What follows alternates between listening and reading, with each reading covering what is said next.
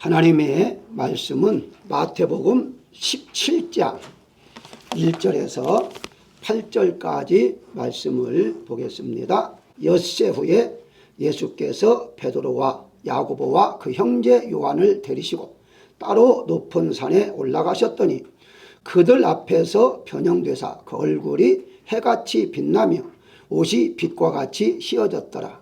그때에 모세와 엘리야가 예수와 더불어 말하는 것이 그들에게 보이거늘 베드로가 예수께 여짜여 이르되 주여 우리가 여기 있는 것이 좋사오니 만일 주께서 원하시면 내가 여기서 초막 셋을 짓되 하나는 주님을 위하여 하나는 모세를 위하여 하나는 엘리야를 위하여 하리이다.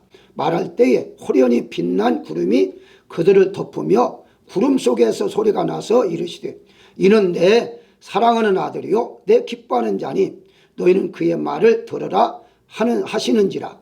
제자들이 듣고 엎드려 심히 두려워하니 예수께서 나와 그들에게 손을 대시며 이르시되 일어나라 두려워하지 말라 하시니 제자들이 눈을 들고 보매 오직 예수 외에는 아무도 보이지 아니하더라. 아멘. 2절 말씀에 보면 변형되사 얼굴이 해같이 빛나며 라는 말씀이 있는데요. 예수님께서 어느 날 제자들 데리고 어느 산에 올라가셔서 변화가 되었습니다. 그래서 그 산이 어떤 산인지는 모르지만 그 이후부터 변화산이다 그렇게 이름을 붙이면서 지금까지도 변화산이라 그렇게 말하고 있습니다. 예수님을 믿는다는 것은요, 예수님께서 우리의 구원자, 바로 구세주, 메시아죠. 이것을 믿는 건데, 그럼 메시아라는 근거를 무엇을 가지고 말하느냐? 핵심이 5가지예요. 그 5가지가 첫 번째가 예수님이 성육신, 성령으로 인간의 몸을 입고서 이 땅에 오셨다는 것. 그게 첫 번째, 그걸 믿는 거고요. 두 번째, 오늘 본문 말씀에 나오는 변화선에서 변형, 몸이 변형되었다 하는 것, 그것이고요. 세 번째가 십자가에서 나의 죄를 위해서 죽으셨다는 것. 그리고 이제 네 번째가 3일 만에 부활하신 것. 그리고 5번째가 40일 만에 승천하셨다는 것. 이 5가지가 바로 우리 기독교인들의 교리요 핵심이다. 이 중에서 하나도 빠지면 그것은 아니다 이렇게 볼 수가 있습니다. 따라서 이 여러분들이 예수님의 그 5가지 행적 중에 성령으로 잉태하시고 십자가에 죽으시고 부활하시고 승천하시고 이런 너무나도 많이 설교를 통해서 들으시는데 이 변형되어 있다는 것은 잘 다루지를 않아요. 이게 아주 중요한 거거든요. 그래서 오늘은 예수님께서 이 변화산에서 왜 변형을 되셨는가, 제자들이 무엇을 체험했는가에 대해서 은혜를 나누고자 합니다. 첫 번째 우리가 생각할 것은 변화산에서 예수님의 변화된 모습을 보았다는 것입니다. 2절에 보게 되면 그들 앞에서 변형되사, 변형이라는 말은 모양이 바꿔졌다. 그래서 변형, 변화 이렇게 말합니다만은 예수님께서 변형되신 것은 부활하신 것만큼 아주 중요하기 때문에 그 이유를 우리가 알아야만 됩니다. 죽으셨다가 부활하신 것 정말 중요하죠. 그런데 살아있는데도 변형되었다? 그러면 바울이 말한 대로 예수님이 재림하실 때에 바로 죽은 자는 부활하고 살아있는 자는 호련히 변화받아 공중으로 올라간다 라고 말합니다. 그걸 이해를 하려면 예수님이 이 변화산에서 변형된 것에 대해서 이해하게 되면 그렇구나 하는 것을 알게 되는데요. 자, 그렇다면 이렇게 변형된 모습을 보니까 이제 마가복음 똑같은 내용인데요. 9장 3절에 보게 되면 옷이 광채가 나는데 세상에서 빨래하는 자가 그렇게 희귀할 수 없을 정도로 희다 그렇게 설명하고 있습니다. 한번 예수님께서 흰옷을 입었는데 그 흰옷이 너무 광채가 났다 이렇게 표현을 하고 있어요. 당시에 표현으로 빨래가 아무리 잘 빨아도 더 이상 안 된다는 것으로 비교해 지금 말하고 있죠. 왜 흰옷으로, 흰 것으로 변형이 됐을까요? 그것은 우리가 영원히 사는 나라의 사람들을 항상 모습을 말할 때에 시다라는 개념으로 모습을 이제 말합니다. 한마디 흰옷을 말하는데요. 예를 든다면은 요한복음 20장 12절에 보게 되면 예수님의 부활한 무덤에 나타난 천사들을 가리켜서 흰옷 입은 두 천사, 흰옷 입었다, 시다 라는 그렇게 표현하고 있고요. 요한계시록 4장 4절에 보게 되면 24장로들이 흰옷을 입고 라고 말합니다. 그리고 이제 금관을 쓰고 찬양하고 노래했다 라고 표현을 해요. 요한계시록 또 7장 9절에 보게 되면 큰 무리가 나오는데 흰옷을 입고 손에 종려 가지를 들고 여린 양으로 나왔다 이렇게 말합니다. 그 찬송했다는 거예요. 자, 이걸 볼 때에 천국의 모습은 모두가 다 희다라는 개념으로 볼 수가 있다라고 보시면 되는 거죠. 자, 그 다음에 이 흰옷이라는 의미가 어떤 의미인가 하는 겁니다. 죄가 없이 깨끗한 것을 의미할 때에 흰옷이다 라고 말하고 있는 것인데요. 자, 그렇다면 예수님께서 씌워졌다 이렇게 표현된 것은 바로 우리도 그와 같이 변화를 받아야 한다 하는 것을 미리 보여줬다 이렇게 이제 보시면 돼요. 그렇다면 어떻게 할 때 우리가 흰옷 입을 수 있는가 하는 겁니다.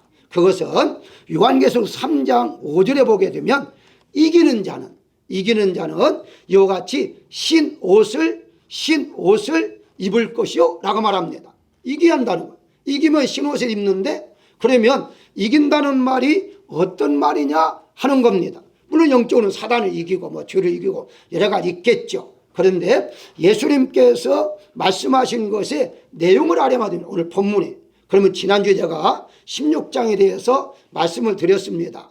거기에 핵심이 뭐였습니까? 바로 예수님은 하나님의 아들입니다 라고 고백했고 그 고백을 통해서 교회가 세워지고 생명을 살리는 일에 동참하는 우리 모두가 다 그런 사명을 받았다는 것이 지난주의 설교의 핵심이었습니다. 자, 그렇다면 이때의 고백이 중요한 건데 믿음으로 고백했잖아요.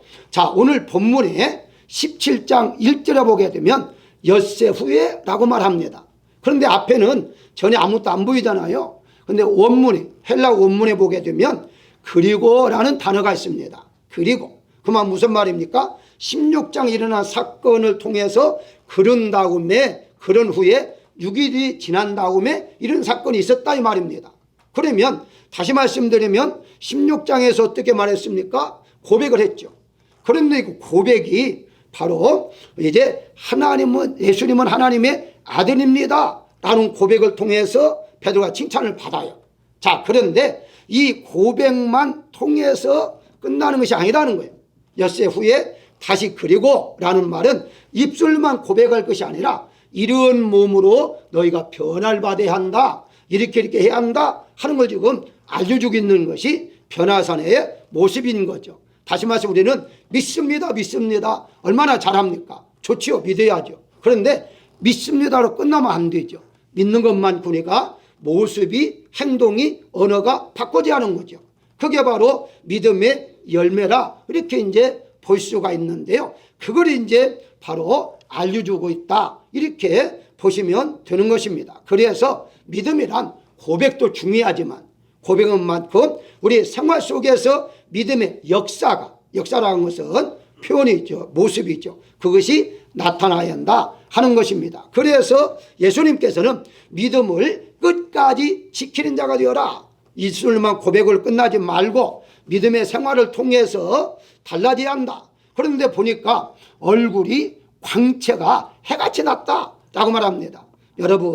여러분들이 예수님 믿으면서 체험을 해보시면 알겠습니다만은 정말 은혜 받잖아요. 은혜 받으면 기쁨이 넘치죠. 그러면 얼굴이 환해집니다. 광채가 난다는 거예요. 얼굴이 광채가 난다는 거예요. 그래서 은혜 받는 분들은요 항상 얼굴이 웃는 얼굴이에요. 찡그린 운동이 아니에요. 바로 우리가 예수님 정말 잘 믿잖아요. 마음에 평화가 있고 기쁨이 있으니까 웃는 모습으로 살아가는데 그래서 예수님께서 얼굴에 해같이 광채가 났다는 거예요.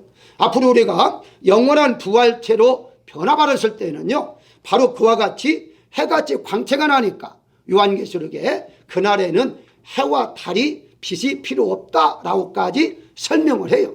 본인 자체들이 광택을 하니까 해가 필요 없을 정도로 그렇게 밝다라고 말합니다. 한마디로 말하면 바로 이 변화산에서 예수님의 모습이 변화된 모습을 통해서 나도 그렇게 변화되어서 웃는 얼굴로, 기쁨의 얼굴로, 평안한 얼굴로 살아가라 하는 것을 알려줬다는 사실을 믿으시기를 주의 이름으로 축원합니다. 두 번째는 변화산에서 모세와 엘리야를 보았습니다.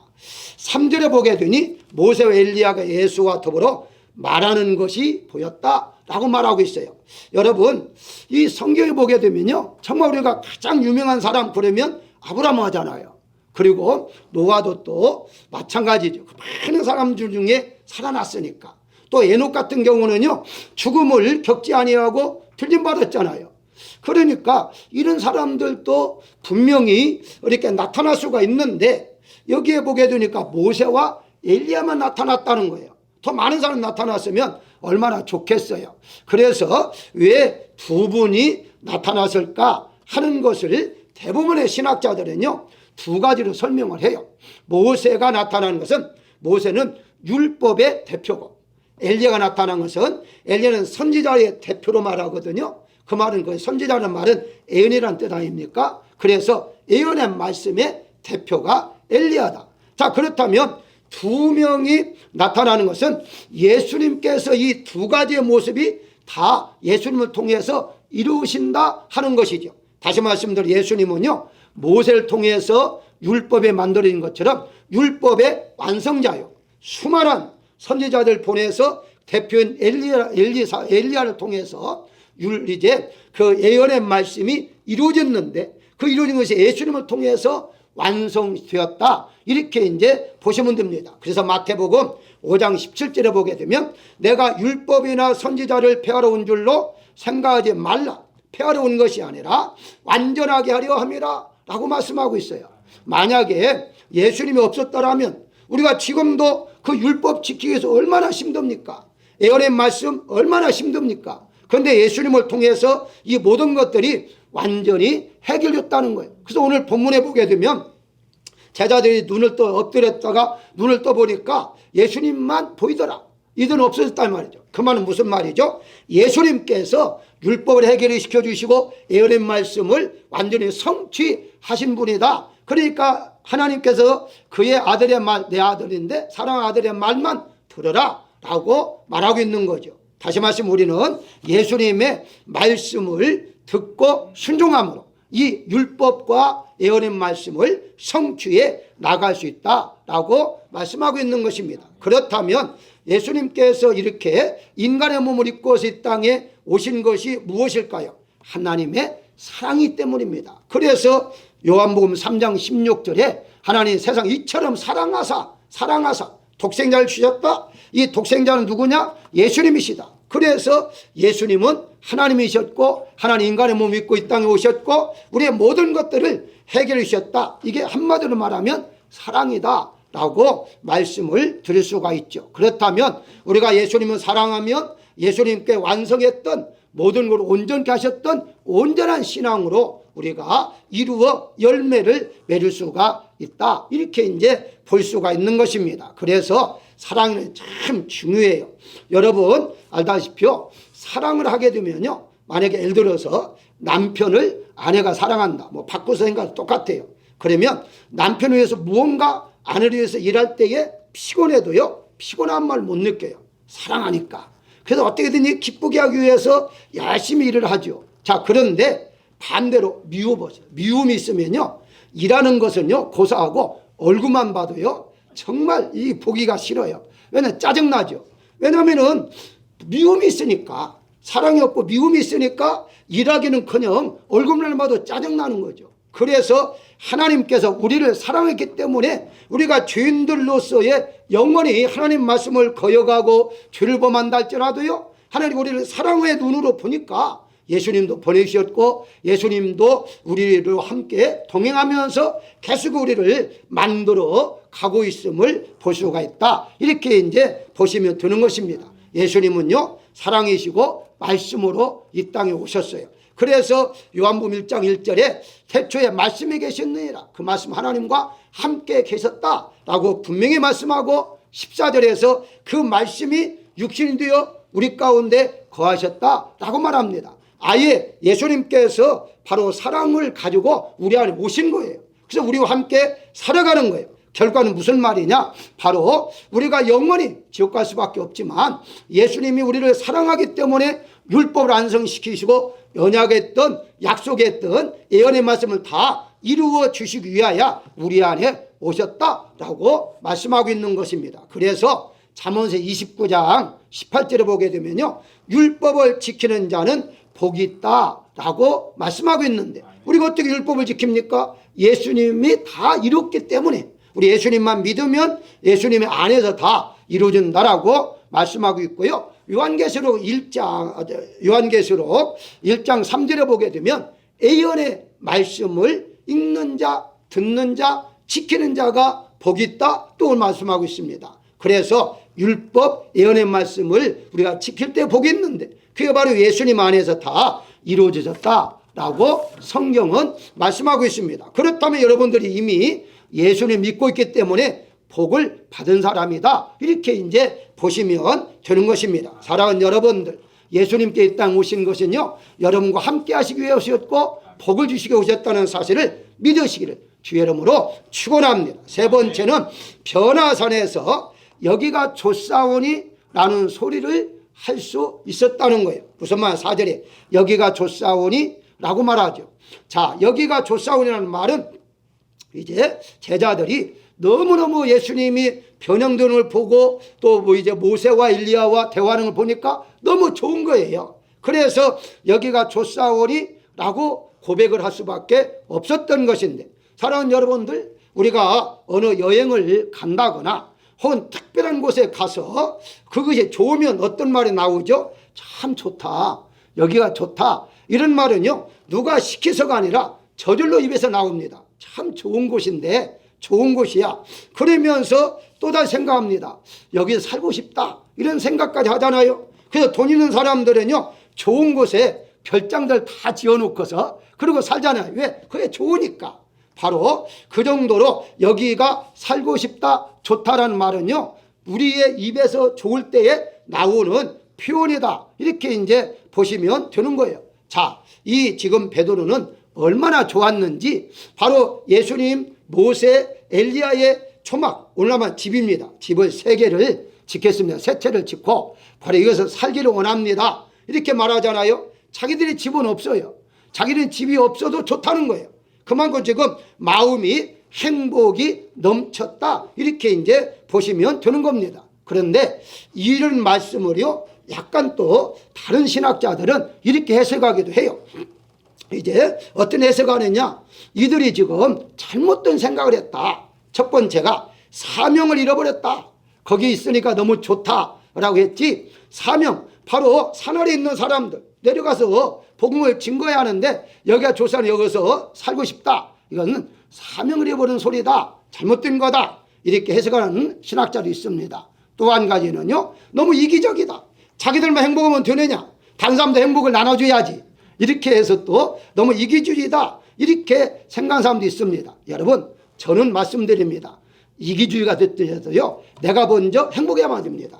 우리가 예수님 믿을 때요 내가 먼저 행복하고 기뻐야 다른 사람에게도 어떻게 전하게 두는 것이지, 내가 행복하지 않는데 어떻게 예수님을 전하겠어요? 말도 안 되는 소리죠. 그래서 저는 이것을 왜 이런 신학자들이 이런 말을 했을까라는 걸 성경에 한번 근거를 찾아봤더니요 한 가지 있더라고요. 누가복음 9장 33절에 보게 되니까 자기가 하는 말을 자기도 알지 못하더라 하는 말을 근거했어요. 그러니까 지금 베드로가 여기에 좁사오니 말한 것이 자기가 말을 했는데 자기도 알지 못한 말을 그냥 뱉었다 이거예요. 그러니까 한마디로 정신 나간 소리 했다 이거예요. 그래서 여기 이제 잘못된 말이다, 이렇게 설명을 하더라고요. 그렇습니다. 저도 동의해요. 뭐 그럴 수 있죠. 뭐 너무나 좋으니까 어떤 말은 할 수 있겠잖아요. 근데 저는 좀 은혜적으로 이것을 한번 풀이하고 싶어요. 그렇게 조금 불신적으로 정말 제정신이 아니라서 만약에 말을 했다라고 한다면요 왜 자기가 하는 말을 이렇게 알지 못했냐 할 때에 그 두려워서 무서워했다는 거예요. 무서웠기 때문에 그런 말 했다. 근데 여러분, 말이 안 되는 소리가 본문 한번 잘 보이시오. 순서를 보게 되면요, 이 두려운 것은요, 이 지금 여기가 조사온이라는 말을 하기 이제 전에가 아닙니다. 바로 가장 나중에 하나님의 음성을 듣고서 두려워했다고 한 것이지, 지금 예수님의 변형된 모습을 보고 무서워서 조사온이 이 말을 하지 않았어요. 만약 여러분들 그게 정말 예수님이 변화됐네, 모세가 나타났네, 무서웠다라면 빨리 도망가는 것이지, 거기가 살고 싶다는 사람이 어디 있어요? 여러분 한번 생각해 보세요. 어디 가서 무서우면 도망가고 싶지, 여기 무서운데 살고 싶다, 이런 사람들이 어디 있겠어요? 그러니까 이렇게 해석하는 것은요, 어떻게 그분이 해석을 잘할지는 모르겠습니다만 저는 동의하고 싶은 마음이 없어요. 물론 그렇게 해도 문제는 없어요.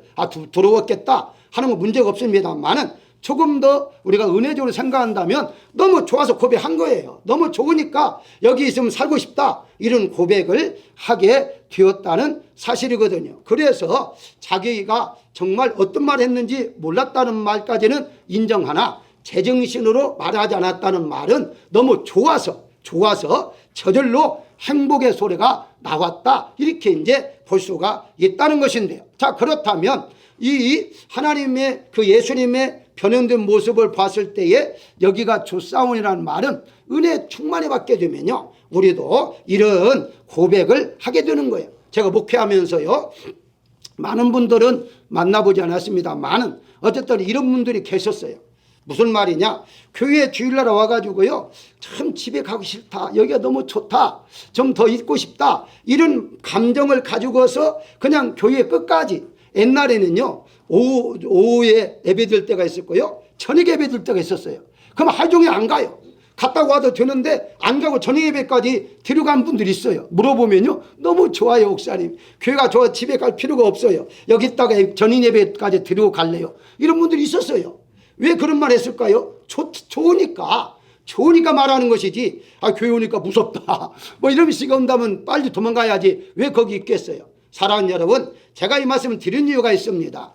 예수님의 모습을 보고 정말 하나님의 살아계심을 느낀다면, 은혜를 받았다면 여러분들 있는 장소가 여기가 좋사오냐는 고백이 나와야 한다는 거예요. 집에서도 여기가 좋습니다, 교회 와서도 여기가 좋습니다, 믿는 것이 좋습니다, 예수님 만난 게 좋습니다, 예배 드리는 게 좋습니다, 교회 나오는 게 좋습니다, 한민교회에 나오는 것이 좋습니다, 이런 고백이 있어야 한다는 거예요. 그게 바로 은혜 받은 증거지, 와서 뭐 인상 착 찌그리고 내 자리 누가 앉았다 보냐, 그다가 와가지고 저리 비껴 하고 앉았다 예배 드리고 가면 그게 무슨 예배예요? 그게 무슨 행복입니까? 그저 오면은 막 기쁘고 즐겁고, 지난주에 만나서도 또다시 만나니까 기쁘고 즐겁고 얼마나 좋아요. 여기가 조사온이라니 자연스럽게 나올 수밖에 없다는 거예요. 그 말은 예수님께서 이렇게 표현되는 것은 너희가 신앙생활 할 때에 천국에서야 영원한 행복으로 느끼며 살겠지만 여기 있을 때도 그렇게 조사온이 행복합니다, 이런 고백이 되어지는 생활을 하면서 살아라 라고 알려주겠다는 사실을 믿어야 할 것입니다. 마지막으로 변화산에서 하나님의 음성을 들었다는 것입니다. 5절에 보게 되면 구름 속에 소리가 나서 이르되 이는 내 사랑하는 아들이요 라고 말하죠. 왜 예수님 하나님께서 사랑하는 아들이라 라고 말씀하셨는가 하는 겁니다. 여러분들이 잘 아는 대로요, 모세는 열왕기하 21장 8절에 보게 되면 나의 종 모세가 명령한 모든 율법과 라고 하면서 하나님이 종이라고 표현을 해요. 엘리야도 역시 마찬가지입니다만 히브리서 3장 5절에도 모세는 장래에 말할 것을 증언하기 위하여 하나님 온 집에 종으로 충성했다 라고 말은 종이라는 거예요. 엘리야는 어떻습니까? 열왕기하 18장 22절에 엘리야가 말하되 여호와의 선지자는 나만 홀로 남았나이다, 나는 하나님의 선지자입니다 라고 말을 해요. 한마디로 아들이라는 말을 한 번도 한 적이 없었습니다. 다시 말씀드리면 하나님께서 모세에게 너는 내 아들이야, 또 엘리야가 너는 내 아들이라, 이런 말 한 적이 없었다는 거예요. 그런데 예수님에게 너는 내 아들이라, 그럼 어떻습니까? 이 모세보다 더 높고 엘리야보다 더 높다는 거예요. 예수님 한마디로 이때 당시에 지금 예수님께서 오셨을 때 선지자냐 아니다 누구냐 뭐 이렇게 지금 계속 의문을 가지고 있었잖아요. 근데 하나님이 분명히 말합니다. 사랑하는 내 아들이다 라고 분명히 말씀하고는 말미암아 종보다 높은 하나님의 아들이라 라고 설명하고 있는 것을 볼 수가 있어요. 그 소리를 들었을 때에 6절에 보게 되니까 엎드려 심히 두려워하니 라고 말하고 있어요. 자, 하나님 음성을 들었기 때문에 무서워했느냐 하는 건 아니에요. 사랑하는 여러분들, 이걸 잘 보시면 압니다. 이 예수님이 하나님의 아들이라는 말 베드로가 했잖아요. 지난주에 설명했지 않습니까? 이제 너희는 나를 누구라 하느냐 그게 물으니까 16장 16절에서 이렇게 말하죠. 저는 그리스도요 살아계신 하나님의 아들입니다 라고 고백했잖아요.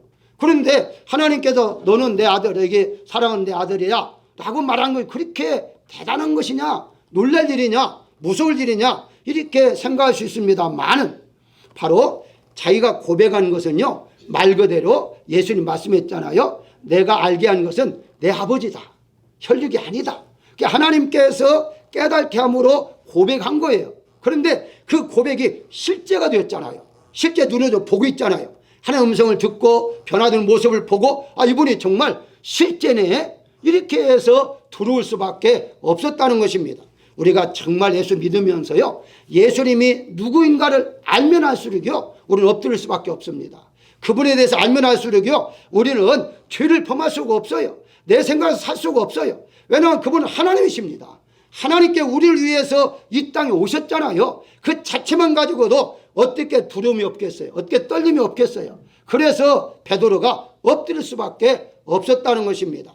자기가 입술로 고백은 했지만 그냥 자기가 생각해서 믿음으로 고백한 것보다도 알게 하신 하나님에 의해서 올라가자면 성령에 의해서 고백은 했는데 실질적인 것을 보지는 못했잖아요. 이 실질의 음성을 듣고 보니까 아 이분이 정말 하나님이셨구나 하는 것을 깨달으니까 이런 고백을 할 수가 있었어요. 아니 그럼 근거가 어디 있느냐?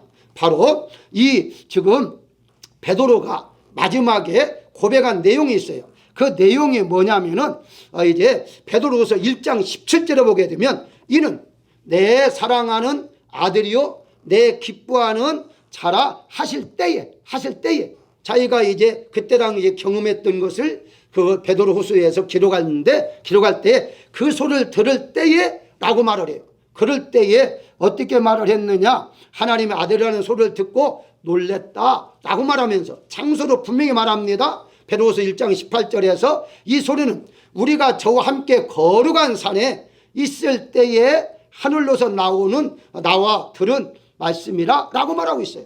하나님 직접 들었다는 거예요. 그때 놀랬다는 거예요. 두려웠다는 거예요. 그게 결국은 무슨 말이냐 하나님의 아들이신데 즉 하나님이신데 이 땅에 오셨다 우리를 위해서 오셨다 이건 정말 놀라울 일이라 하는 것을 나중에 다시 고백하고 있음을 볼 수가 있습니다. 사랑하는 여러분 우리 예수 믿는 거 간단한 게 아닙니다. 누구나 믿는 게 아니에요. 예수님 믿는다는 것 자체 하나만 가지고도요 놀랍고 두렵고 떨림이 있을 수밖에 없다는 것이죠. 왜냐하면 그 예수님이 우리 안에 오셨잖아요. 그리고 우리가 동행하고 지금도 함께 살고 계시잖아요. 그분 함께 살고 있는데 뭐가 두렵고 떨리겠습니까? 그분이 하나님의 아들이심을 알기 때문에 하나님이시기 때문에 우리는 두려울 수밖에 없다고 말씀하고 있는 것입니다. 그런데 놀라운 것은요 이것이 예수님만 듣는 소리가 아니다는 거예요. 요한복음 1장 12절을 보게 되면 영접하는 자, 곧 그 이름을 믿는 자들에게는 하나님의 자녀가 되는 권세를 주셨다라고 말씀하고 있어요. 다시 말해서 여러분들의 마음속에 예수님이 계신다면 여러분들도 하나님의 아들, 딸이 되었다는 거예요. 그 권세를 하나님이 우리에게 주셨다는 거예요. 그러니까 바로 영적인 귀가 열려져서 여러분도 너는 내 사랑하는 딸이야, 너는 내 사랑하는 아들이야, 이런 음성을 들을 수 있다는 사실이에요. 우리가 어렵고 힘들 때에 기도할 때에 이런 음성을 들어보십시오. 얼마나 기쁩니까? 얼마나 마음이 벅찹니까? 때로는 이 음성을 들을 때에 눈물을 흘리면서 통곡할 때도 있습니다. 나 같은 죄인을 하나님의 아들, 딸로 삼아주셨으니 정말 감사합니다 하는 기쁨의 눈물을 흘릴 때가 있다는 사실이에요. 이런 음성을 우리가 들으면서 사셔야 할 것입니다. 결론적으로 말씀을 드리면 예수님의 말씀은 모두가 다 아멘으로 받을 수밖에 없다는 것을 우리가 알아야 하는데요.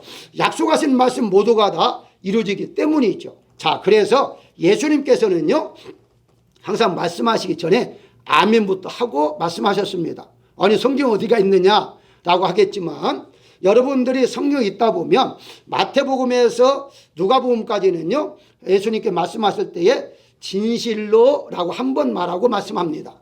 근데 요한복음에는요, 반드시 말씀하기 전에 진실로 진실로라고 말씀을 해요.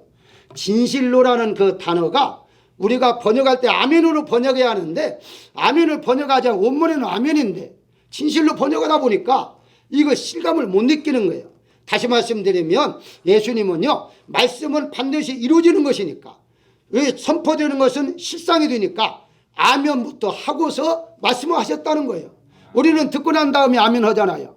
아멘 받는 사람도 많지만 그냥 뭐 예배 드릴 때 설교할 때 한 번도 아멘 하지 않고 가는 사람도 있습니다. 어떤 분은 왜 아멘 안 했더니 속으로 했는데요 그러더라고요. 아니, 속으로 하면 좋아요. 속으로 하면 좋은데 속으로 하지 않는 게 그게 문제죠. 어쨌든 예수님께서는요, 말씀을 이루시기 때문에 먼저 아멘하고 그리고 말씀하셨는데, 우리는 말씀을 듣고서 아멘할 때에 그 말씀이 실상이 되고 살아있는 하나님께서 말씀하신 것이기 때문에 현실이 된다는 사실이죠. 그래서 우리는 아멘할 수밖에 없다는 것입니다. 사랑하는 여러분들, 고린도후서 1장 19절에 보게 되면 바울이 비밀을 깨달았어요. 그래서 이렇게 말합니다.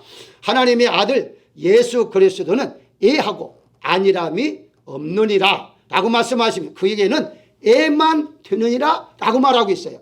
다시 말씀드리면 예수님 말씀하면 모두 다 애지 아니오가 없다는 거예요. 하나님 말씀은 다 우리에게 이루어진다는 거예요.